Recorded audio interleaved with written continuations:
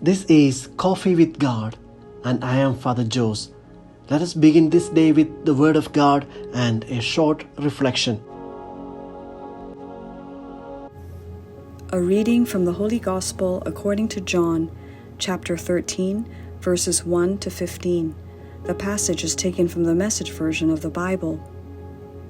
Just before the Passover feast, Jesus knew that the time had come to leave this world to go to the Father. Having loved his dear companions, he continued to love them right to the end. It was supper time. The devil by now had Judas, son of Simon the Iscariot, firmly in his grip, all set for the betrayal. Jesus knew that the Father had put him in complete charge of everything, that he came from God and was on his way back to God.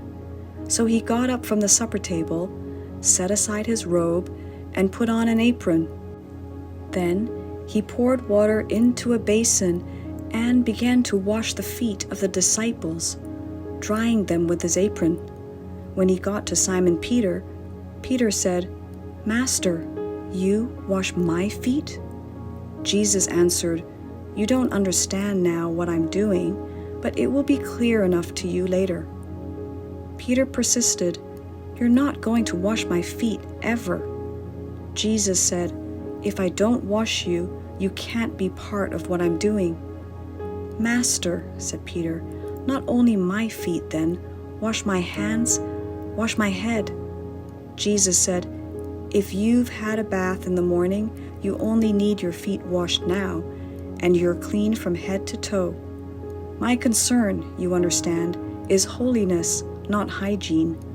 So now you're clean, but not every one of you." He knew who was betraying him. That's why he said, "Not every one of you."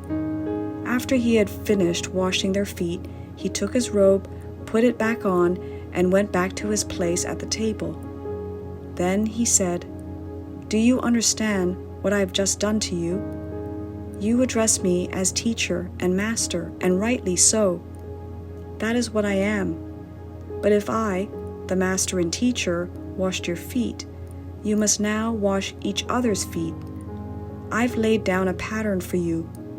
What I've done, you do." I'm only pointing out the obvious. A servant is not ranked above his master. An employee doesn't give orders to the employer.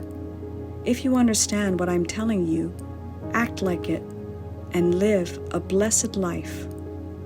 The Gospel of the Lord. Reflections on the Holy Gospel according to St. John chapter 13, verses 1 to 15. Today the Church celebrates the feast of the institution of the Eucharist, and therefore it is also the day to celebrate priesthood. It is the day to celebrate our vocation to go down on our knees to wash the feet of one another. Please remember to pray for your priests as we go through the liturgy today.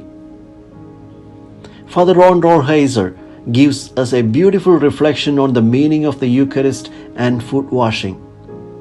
We should be on our knees washing each other's feet because that is precisely what Jesus did at the first Eucharist. And he did it to teach us that the Eucharist is not a private act of devotion, but an invitation to service. The Eucharist is meant to send us out into the world, ready to give expression to the mercy of Christ, humility of Christ, and his self-sacrifice. Jesus tells this to us when he institutes the Eucharist today. The Eucharist invites us to receive nourishment from God, be filled with gratitude, and break open our lives to serve the poor in hospitality, humility, and self-sacrifice.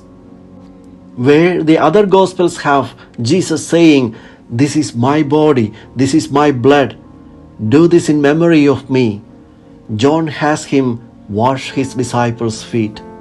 For John, this gesture replaces the words of institution. It specifies what the Eucharist is, in fact, meant to do, namely to lead us out of the church into humble service of others. To take the Eucharist seriously is to begin to wash the feet of others, especially the feet of the poor. The Eucharist is both an invitation that invites us and a grace that empowers us to service. And what it invites us to do is to replace distrust with hospitality, pride with humility, and self-interest with self-donation, so as to reverse the world's order of things, wherein the rich get served by the poor and where the first priority is always to keep one's pride intact and one's self-interest protected. The Eucharist invites us to step down from that pride, move away from our self-interest, and to turn the position of privilege into an opportunity for service. It is no accident that for liturgy on Holy Thursday, the feast that marks the institution of the Eucharist, the Church has chosen to use the account of Jesus washing the feet of his disciples.